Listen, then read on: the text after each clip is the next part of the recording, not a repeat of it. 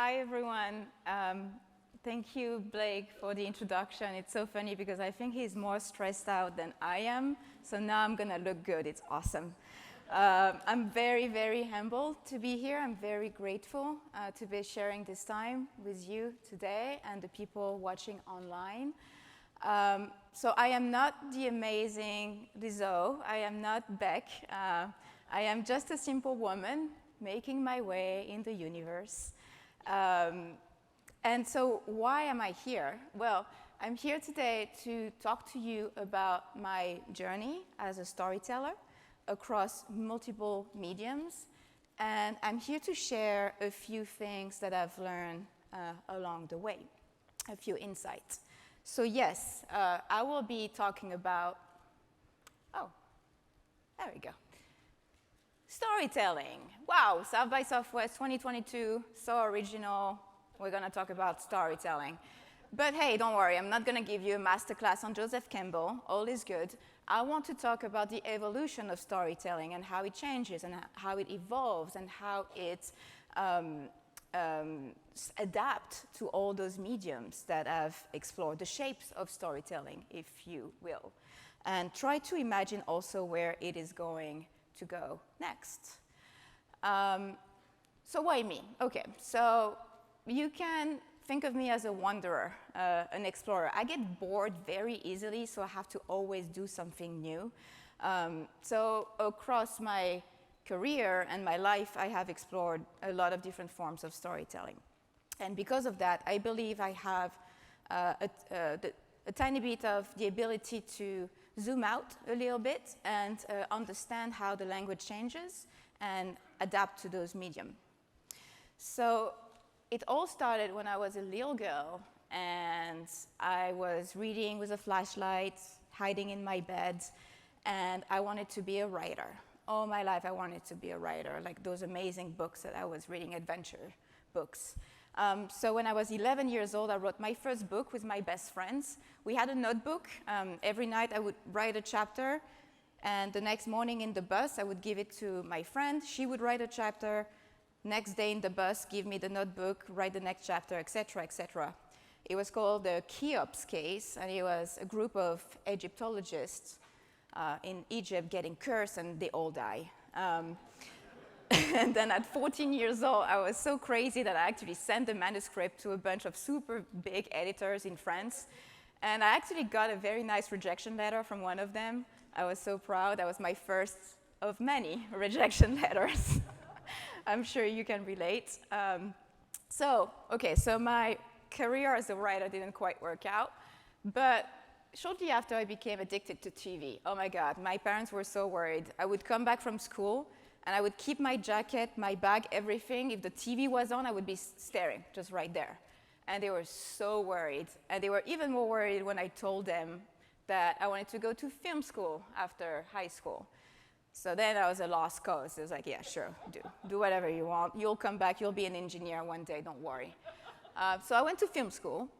And what was exciting about that is that I discovered that I love technology, but I still love storytelling very much. So I decided to specialize in, at the time, I'm not going to tell you when I graduated, but at the time, it was stereoscopic 3D was the big thing. You know, when you put glasses and you see in 3 dimensions. So I specialized in that. And I was fascinated about the potential of stereoscopic 3D to enhance storytelling, not just the icing on the cake and charge more at the box office, but actually tell stories a better way. So because of that, I was working a lot on 3D movies, and that's the reason why I moved from France to the United States 10 years ago to work on some big American movies as a 3D engineer and stereographer. And then, of course, 2014, Facebook acquires Oculus. There is all those things, all those people talking about the potential of virtual reality for storytelling. Of course, I had to go and get trained and understand that new medium. So over the course of the last 8 years, I did do work on a lot of VR, produced, wrote and directed a lot of virtual reality experiences. Video games, that has always been a very big passion of me. And last year, I kind of took a leap of faith and decided to start my own video game studio in France, and now working on my first video game. Big leap of faith. Why? Well, because in Europe, for those of you who are from Europe, your career is where you go to school, right? So I went to school for film, so I'm going to work in film. And I always wanted to do a video game, but I couldn't quite imagine I could do it because I didn't go to school for video game until Americans kind of kicked my butt and be like, no, you can probably do it. And so I did. And there's this other thing that I'm going to talk about later, not right now. So the one common thread in everything I do, the one thing that I'm really passionate about, of course, in the middle of everything, is storytelling. By the way, there will be a special NFT award prize airdrop to whoever count the exact number of times I say storytelling in my talk. It's going to be a lot. And by the way, no, I'm not going to give away my NFT, forget it. All right, so the first thing I learned while exploring those all those mediums, is, well, the difference between, not exactly the difference, but the variation between storytelling and story living. So first of all, storytelling, there is a storyteller or a storytelling entity that is telling the story, and there is one or more story listener. It also implies storytelling devices such as arcs, the hero's journey, the 3-act structure, et cetera, everything we know from making movies or writing books. Story living implies one or more storytellers or storytelling entity, and one or more story experiencer or participant, as I like to call them. In story living, the point of view is usually first person. You are in the story. Actually, you're probably at the center of the story. You have agency sometimes, most of the times, and you can still use storytellers in that field, can still use the traditional tools. It's fine, they work great. They just have to be maybe a little bit adapt to that first-person perspective. In certain instances, story living can become story sharing. Story sharing is when storytellers become story experiencers themselves and build the story together, reacting to each other's work. For example, a text-based role-playing game, for those of you who know that stuff, or maybe imagine improv with multiple participants. So that's when the story is kind of like in flux and built by multiple people at once who are both authors and readers, in a sense. All right, so now enough with the semantics. Why does any of this matter? Well, it does matter because I believe that everyone in this room and everyone in the world understand the world through stories. A good portion of our life is very much just imagination. And we as a species, as a civilization, or a specific community, we share common myth. If you pay your coffee this morning with money, well, the value of money exists just because we all believe in it. We work in companies that exist only because we think they do. All the ideas that we agree to believe constitute the culture and the society that we live in. Our ability to share abstract ideas is what has driven our evolutions since the campfire. And I would like to push this concept even further. I would argue that storytelling is very much beyond the shared myth of intangible things, the essence of our life. For example, if someone asks you the question, what's new? Well, you'll think back and you will answer that question. And in that process, you will rearrange your memories as a story with an arc, and that will help you organize, understand, heal, make sense of things. For example, if you try to remember an important event of your childhood, the real question is, do you actually remember this, or do you remember the story of it? Because you've told it so many times, or somebody told you that story. Actually, recent studies have shown that long-term memory is definitely not as strong as we think it is. And actually, the studies show that long-term memory are very fragile, and they are altered by the process of remembering. So every time you access those long-term memory, you change them. So that means we live in a lie, or maybe not that dramatic, we live in a story that we tell ourselves. I think it's a good thing. I actually think it's a great thing that we make sense of the world through storytelling, because it means that us as storytellers have an incredible power and we need to understand it better. And that's kind of what I'm trying to do throughout my work. It's our responsibility to understand the laws of physics of storytelling, story living, story sharing, and its impacts. It's just like looking at our own soul. So first of all, when it comes to the potency of narration and the impact it has on us humans, I believe there is two things to consider. There is one, the POV, the point of view, and the degree of immersion. POV, you all know, right? It's whether a story is first person or third person. To make things very clear, most movies are third person. We are looking at the story from an outside point of view. And virtual reality, for example, is very often first person. Again, those are just general idea. There is always exception. For example, this image is from a movie from 1947 called The Lady in the Lake that was all shot in first person perspective of a character. It's pretty awesome. So that's POV. And there's degree of immersion, which is different. I define degrees of immersion as the physical distance between the viewer and the story world. So when watching a film, a play, or playing a video game, we are physically removed from the story. We face a screen, a proscenium, a TV. In virtual reality or immersive theater, we are physically at the center of the story world. We are immersed in the story world, and there is various degrees of intensity in that immersion. Nothing quite new there, I'm sure.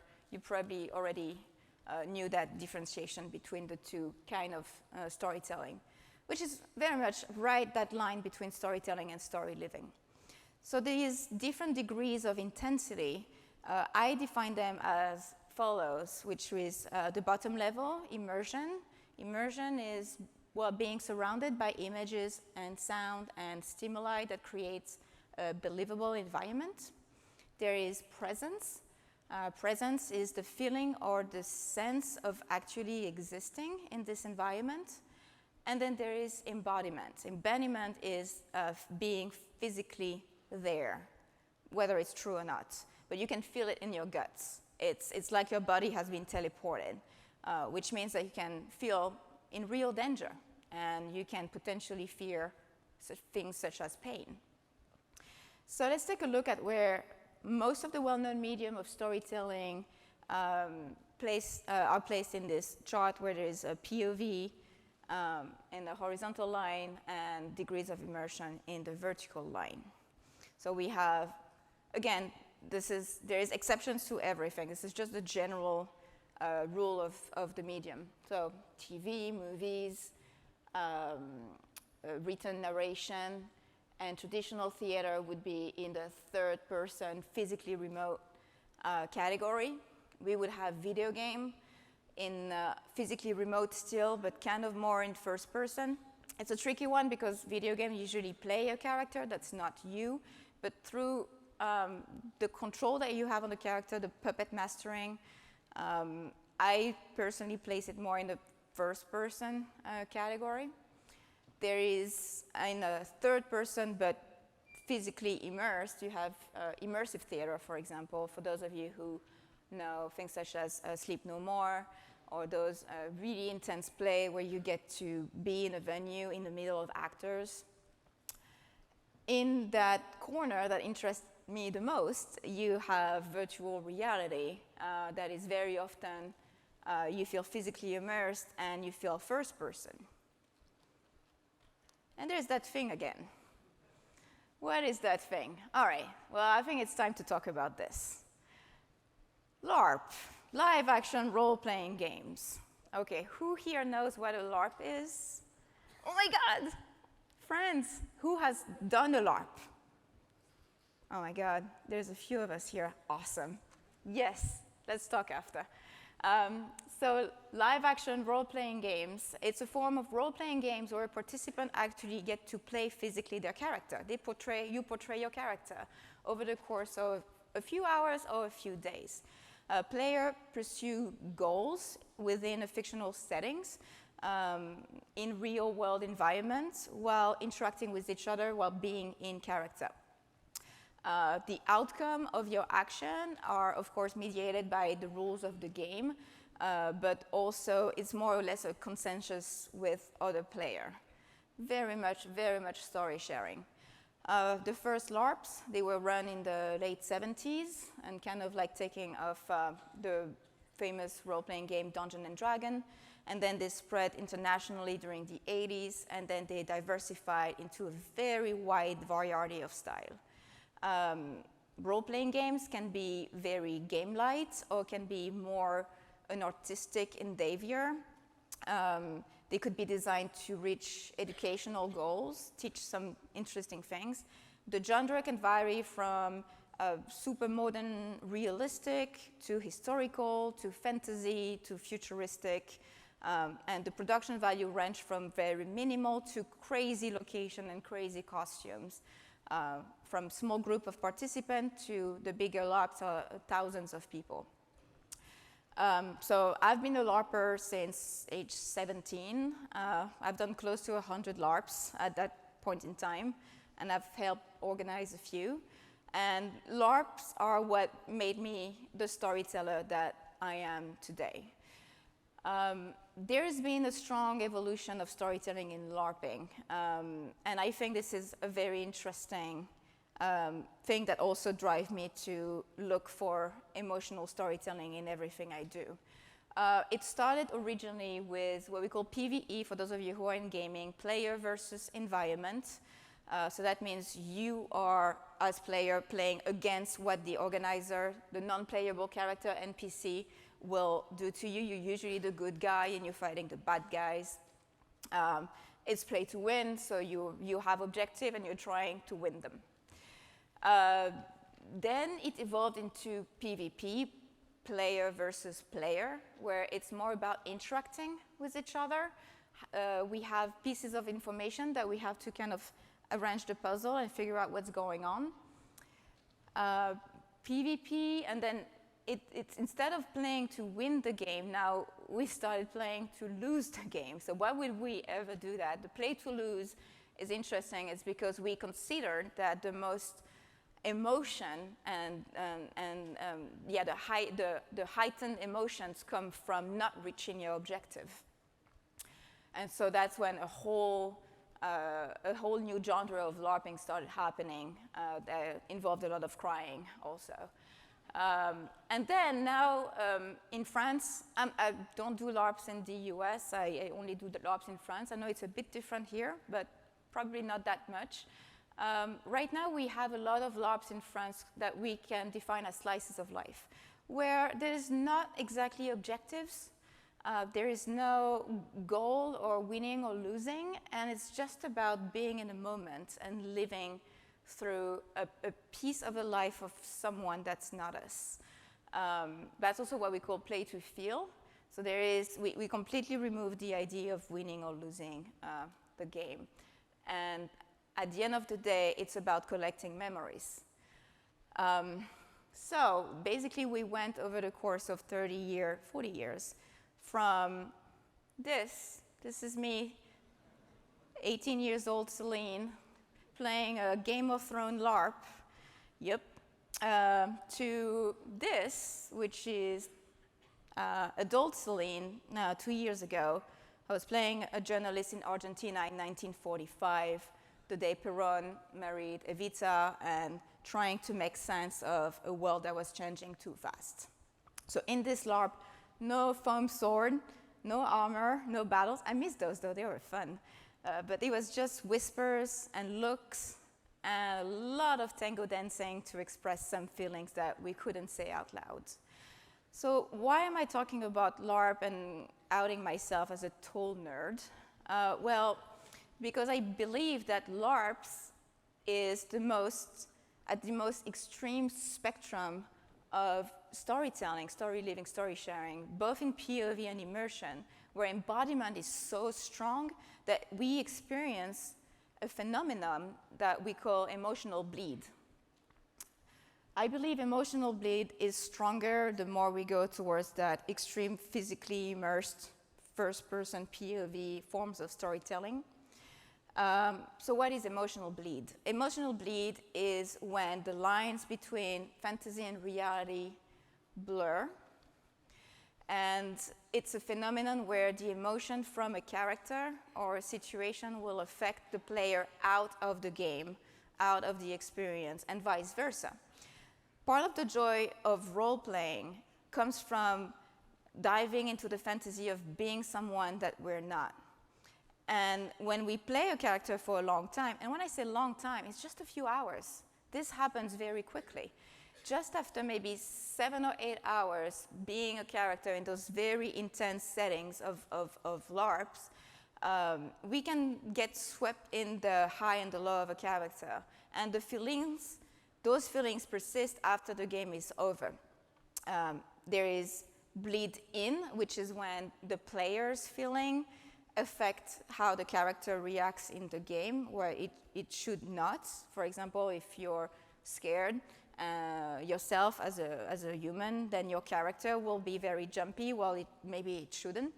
And bleed out is used to refer to bleed in the other direction, which is, for example, if your character is in love with another character, and after the game it transforms into, well, feelings towards this other character or player behind the other player.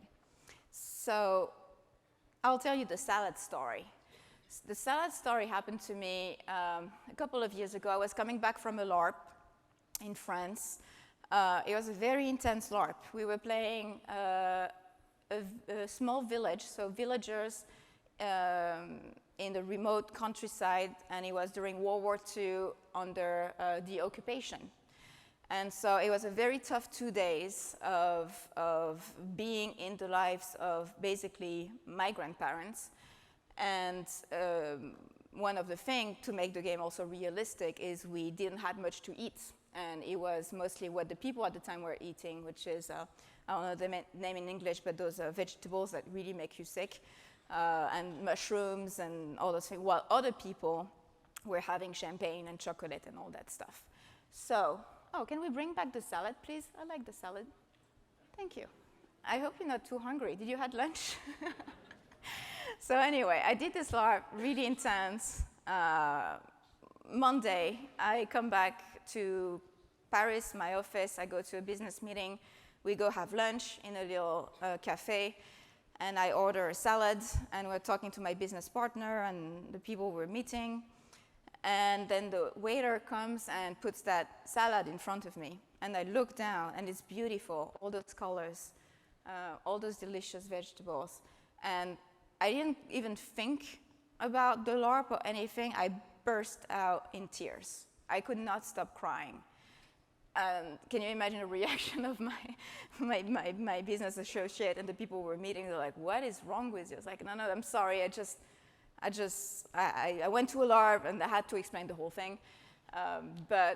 So this is incredible, because for me, it means that LARPing is kind of this accelerated lesson in being human and the consequences of, well, choice and a lot of things. It's like life training. It's about understanding the world through story. And over the course of just a weekend, I have felt in my body and in my mind and in my soul what it means, the privilege, the luck to have this beautiful salad in front of me, ready to be eaten. That is something that I'm really, really interested in as a storyteller, because it's active empathy. It's emotional connection between humans created entirely through storytelling. There is no doubt in me that if a medium is capable of making me burst into tears in front of a salad on a Monday morning, it means that medium is ready. It's freaking ready. It's ripe. We can use that medium for, well, I want to go back to, we make sense of the world through storytelling, and now we have this crazy advanced storytelling techniques that have a deep effect on us. We human masters those techniques.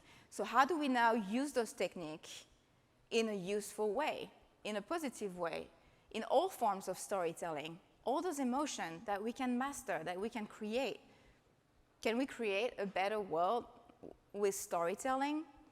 Well, I'd like to quote someone that I deeply admire. So she was a 3-time nominee, Nobel Peace Prize. Her name is Maria Montessori. She was an Italian educator and physician. And her quote is, I don't know it by heart, so I'm going to have to move close to the... Okay, you can read it. Everyone talks about peace, but no one educates for peace. In this world, they educate for competition, and competition is the beginning of any war. When educating to cooperate and owe each other solidarity, they will be educating for peace. Wait a minute, didn't we say earlier that us humans make sense of the world through storytelling, and that we master ways of storytelling now that can create deep emotional bonds between people?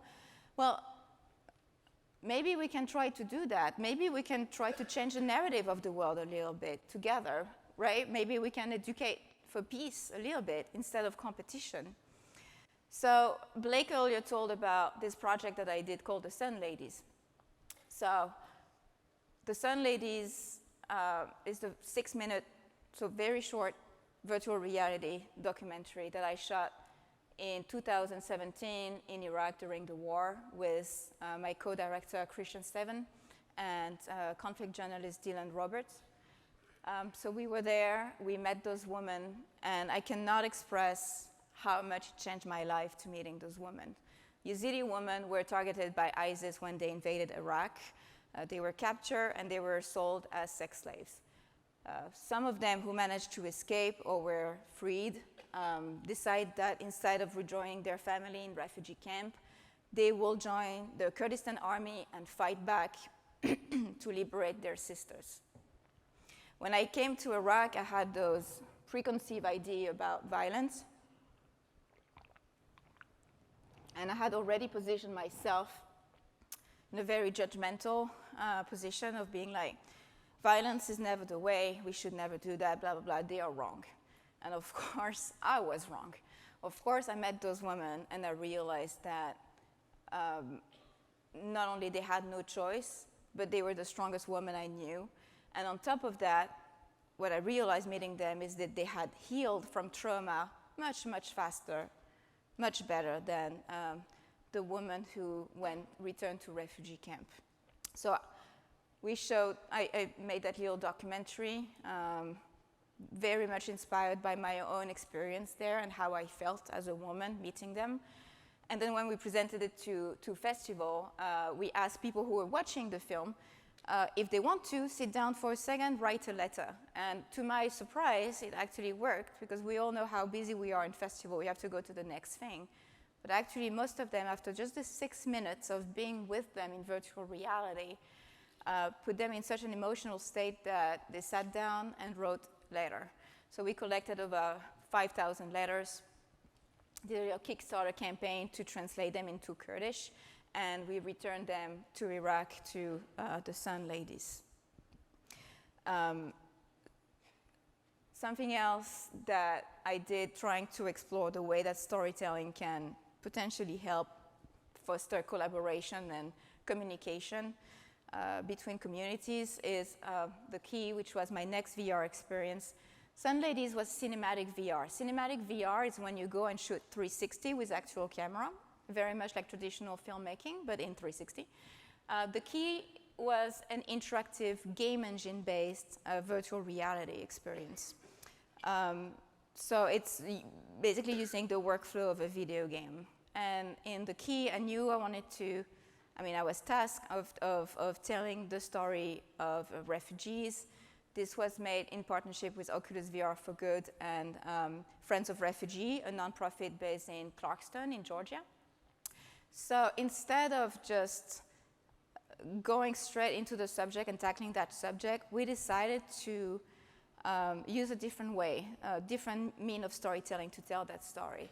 What we did is, because if we announce to the world, this, by the way, this is a story about refugee, well, you will come with your own biases, you will come with your own emotional firewall, because we've seen those stories on screen so many times, we're used to them. So we, fortunately, we have built that distance between us and the story. So the only way that we could find to bypass that separation and those firewalls was to use, well, the form of metaphors. So what happens in the key, you meet a young woman named Anna. She's having weird dreams. She doesn't know where she comes from. There's this weird key in all of her dreams, and she asks you to help her. So you put on the VR headset and you dive into her dreams. And over the course of the experience, you get to cross multiple dreams. They are kind of weird, and you're feeling all those emotions, but you don't quite know why. And it's kind of more of a poetic, artistic approach. And it's only at the very end of the experience that we reveal that each dream is a specific moment of the life of a refugee. And those emotions that you've been feeling so powerfully because of storytelling are actual emotion of a refugee. That piece, I believe, that way of tricking people into caring, not exactly that, but was extremely impactful. I've seen numerous people walking in the experience with a big smile and walking out with a whole different face, usually could be crying or actually with a smile on their face and saying thank you, because now they've felt for the first time this connection to what a refugee could feel for the first time in their life. The Oculus on the key has been released for free on the Oculus store, and it's been 2 years, and we're still getting a few tens of thousands of views every month. It's just sheer word of mouth, and people keep commenting about how impactful this experience has been and how much they're trying to share with everybody they know this experience. So it kind of like organically propagate. What's interesting, what I discovered with the key is really the power of interactive storytelling, of giving our participants agency, a little bit of choice, of impact in the world the story evolves. And that's why I'm so excited about the power of video game. In the past 6-7 years, I would say most of my inspiration comes from video game. There's this very unique feeling when you have agency and you think you have agency and you think you control, and the game itself makes you reflect on this agency and the choice and question you on your choices. For example, Journey, one of my favorite games, you get to experience the sheer beauty of meeting another human being, but you can only communicate through love and collaboration and nothing else, and it's just absolutely beautiful. And The Last of Us and The Last of Us 2, very powerful story where you get to experience the consequence of choice. And it's a game that will take, you have agency. It's a post-apocalyptic zombie game, so you shoot a lot. But there's a certain moment in the game, it will take agency from you, and suddenly you feel yourself in the shoes of someone who just does not have the choice and will have to do what have to be done. And that moment of suddenly taking, after 20 hours of agency and then we take it away from you, is extremely powerful. The Witness is another one of my favorite. The Witness is this game that makes you find patterns and puzzles in the world, in the environment around you, and it's so powerful that I started seeing patterns and puzzles in the real world after playing that game. It was crazy. It had trained my brain in seeing things, in looking around and seeing things, just walking to buy my coffee in the morning. It was really powerful. I'm very excited about about the current state of the video game industry. I think it's really very much in its golden age, and I cannot wait to see what storyteller in that space will create. This medium is definitely ripe for improving the world of tomorrow.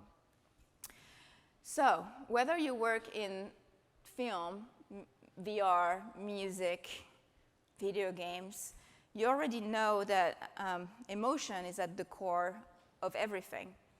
And we have the power through emotional storytelling and advanced technique of storytelling to create strong connection between people. We can create new shared those intangible realities I was telling about. We can make new one. We can shape the world as we know it. And now that we are all excited about the metaverses of tomorrow, I had to say, sorry, buzzword, we will be us, the storyteller, the architect, and the creators building those metaverses. We will be crafting the values for them. And why should we bring all the biases and all the problems from today's world into the next metaverses? It makes no sense to me. Why should we not instead focus on bringing forth the values of collaboration and solidarity instead of competition and selfishness? Education, like Maria says. I'm not, of course, not saying that we should only make happy movies and utopias in VR. That's not what I'm saying. I'm just saying that we can create amazing role models for tomorrow where the lines get more and more thin as we go between who tells the story and who listens to the story. So what's next? So beginning of this talk, I said I would speak about the next evolution of storytelling.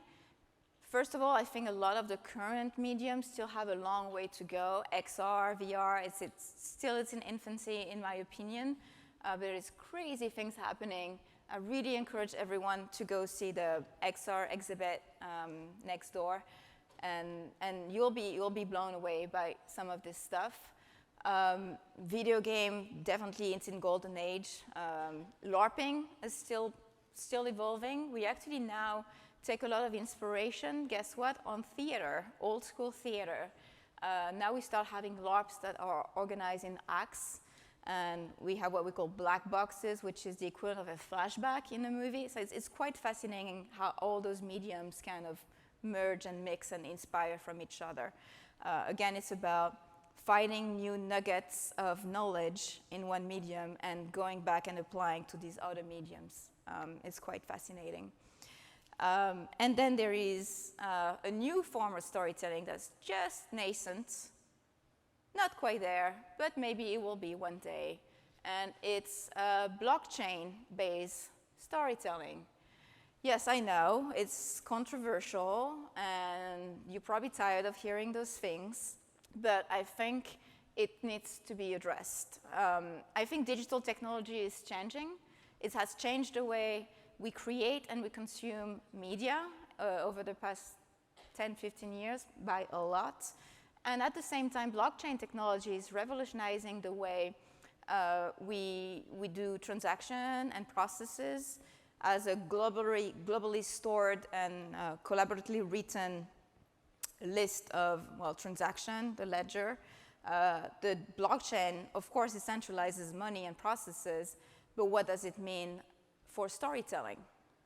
There's been a lot of experiments in that space over the last year or 2 years. Most of them, I find them very flawed, but there's been a few interesting things. With the blockchain technology, narrative could potentially be collectively written, and they can no longer be fixed, but be in a state of flux, maybe based on time, maybe based on location.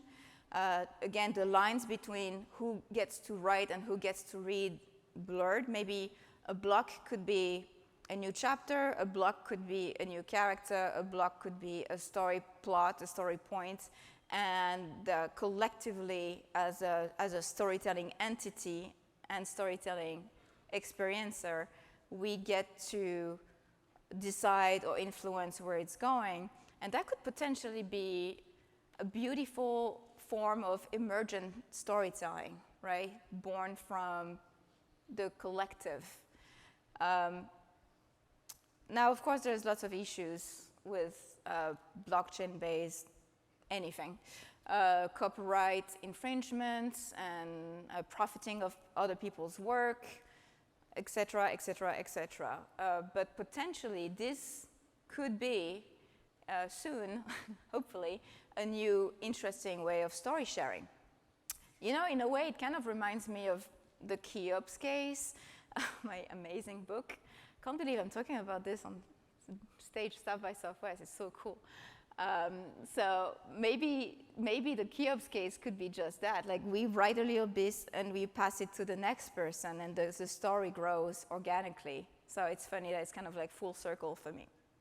And then, of course, there is NFTs, right? Over the past couple of months, multiple projects have been exploring the intersection of storytelling and NFT. Most of those projects, they tend to take a very traditional approach to storytelling, which I think is not exactly what we should be doing, but anyway. There's a lot of projects that really, it's NFT because it's cool, but you can actually make them happen without the blockchain and without NFT. And I believe we will find a completely different approach to storytelling if we were to use NFTs for that, and maybe it could be a new communication medium. There's a few interesting projects that have emerged for those of you who've been in that space. On the top left, something called Punk's Comic. That's a series of comic books with famous NFT character in them. Again, pretty traditional. The top right, you have Merge. So that's an interesting project. That's an interesting project because it is very much native to the NFT space. It's a project by Artist Pack, where over the course of a day, you could buy an NFT called Mass. If you buy one, you have one mass. If you buy two, you have two masses, etc., etc. And what happens is every time after that window closed, there was no more mass being created. And what's happening now is if I have a mass and I'm buying somebody else's NFT mass and it comes inside my wallet, well, they will merge. So I won't have two NFTs, I will have only one. That is the addition of the two masses, and et cetera, et cetera, et cetera. So the artists call this project a game of extinction, which I thought was quite interesting. And for me, in a very abstract artistic level, it's kind of storytelling. It tells me something. It tells me that together, because we're not competing, there is no competition, it's about collecting and growing together. Axie Infinity, very famous game in the NFT space where you can only play the game if you own those NFT playable character. It's actually also what we call a play to earn, which is a game that the more you play, the more you make money. I'm not gonna get into that, it's so controversial. But what's really interesting to me is the bottom right, and that's a project called Monolith. Monolith is a project from a very well-regarded company in the NFT space called Artifacts. So what happened is if you own an NFT from Artifacts, they airdropped you that box. Airdrop means they send it to you for free. So one day you wake up, you have that box in your wallet. And we're like, what's in the box? And they were like, well, you're gonna have to work to figure that out. And what they started is over the course of 2 weeks, every day on Twitter and on Discord, they were posting a little challenge. It could be a mystery to solve, a riddle, some code to decode, and every day we had to collectively, as nerds, gather on Twitter Space or Discord and try to figure out the challenge. It created this giant scale ARG, alternate reality game, you know, when you get together in the real world and you play a giant escape room. This is kind of what it was. And over the course of those 2 weeks, it was two main challenges. One was theme love, and the second week was the theme was wisdom. And every time you finished one of the weeks, the box started cracking open. And it's still not open, so I don't know what's in my box, but there is 2 more challenges coming. We don't know the theme yet, and the idea is at the end of those challenges, the box will finally crack open, the monolith will crack open, and we'll know what's in there. At the end of the day, I don't really care what's in there. What I care about is that journey of all together, working together, I met some random people, random friends, and like decoding that thing. And what's even more interesting is that company is actually encouraging their community to get trained in different skills. For example, they have a lot of tutorials on how to use Blender and create your own 3D assets. They also airdrop what they call pods, which is a little virtual space that you can arrange yourself. You can put up your NFT, you can change the color of the wall, you can use Blender to create furniture for it. And they keep pushing us to learn those skills of coding, 3D modeling, et cetera, and I think this is quite fascinating because this is how Web3 is fostering a creator's economy. This is how it's empowering everybody to become storyteller and creating their own thing. It doesn't mean that we don't have to, but at least it gives you the tools and the motivation to do so. So figuring out how to develop NFT storytelling is messy. It's often disappointing. There's all those challenges that we have to pass. Of course, the environmental footprint and also that crazy bubble of speculation around NFT. But once we pass those challenges and we solve this problem, I really believe this could be something. And as somebody who was a pioneer, quote unquote, in 3D and virtual reality, I can tell you that there is something there, and I cannot wait to see where it's going and how it can help us educate the next generation. So as a conclusion, I would like to, send a message to whomever wants to explore blockchain-based storytelling, NFT storytelling, or to all the pioneers who continue to want to push the boundaries of existing mediums, such as film and theater and VR. Please learn from the pioneer of the past. Study this world, this real world, its beauty and its flows. Understand and respect the power of storytelling and really work hard to help craft a new narrative that could help bring forth the value of collaboration and solidarity. There's so much work left to do, and there is so much more to learn. We're only scratching the surface, but we can all together build this new shared myth that will support our civilization through change and protect our value in all the future realities and all the future metaverses that we'll be building together. And on that note, I thank you very much for your attention and for being here.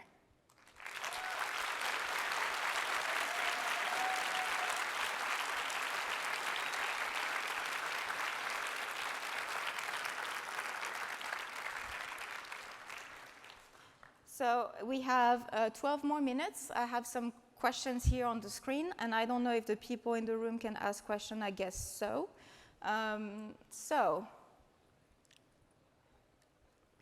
I see a question here that says, do you see an opportunity for LARP to help educate people about complex social matters such as race, gender, etc., making humans more empathetic? Can we teach deeper emotional intelligence? 100%, 100%. There is one LARP that was actually started in the UK, and it's called Quota. How do you say in English? Yeah, Quota. And it takes place in a fictional setting where England has become a dictatorship, and everybody is trying to escape to Scotland that has become independent. And so I played the French version where France has become a extreme right-wing country, and Brittany has become an independent republic. And so we play French people trying to escape the dictatorship and trying to enter Brittany.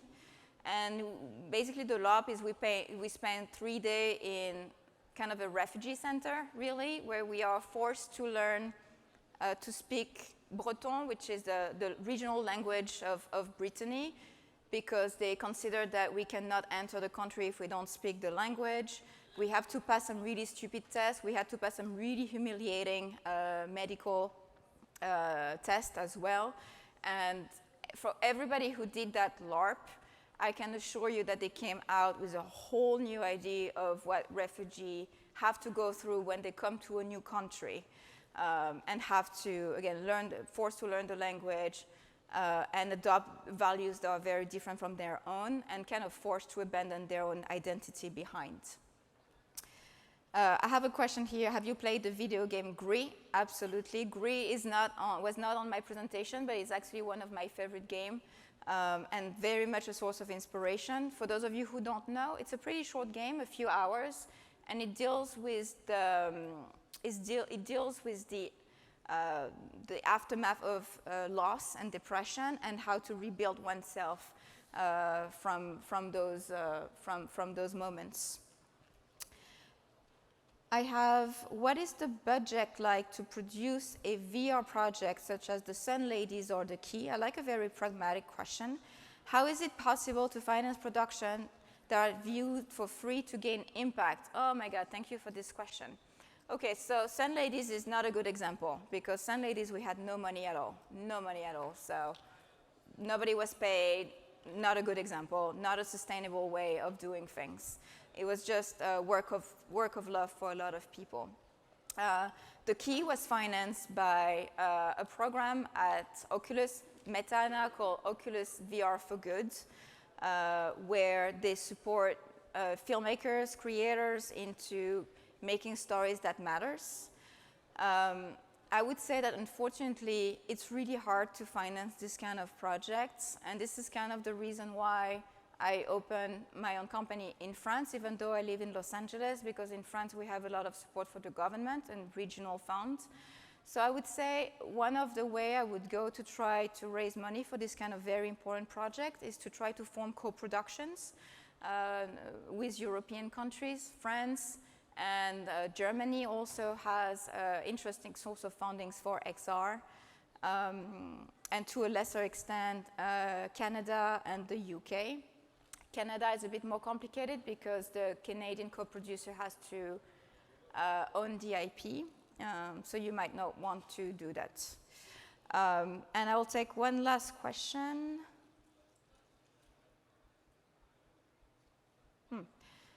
Do you see LARPs being used as a tool by designers to help deeply empathize and understand user needs? I think it would be amazing to create LARP workshops for everybody who is involved in immersive storytelling and also video game design.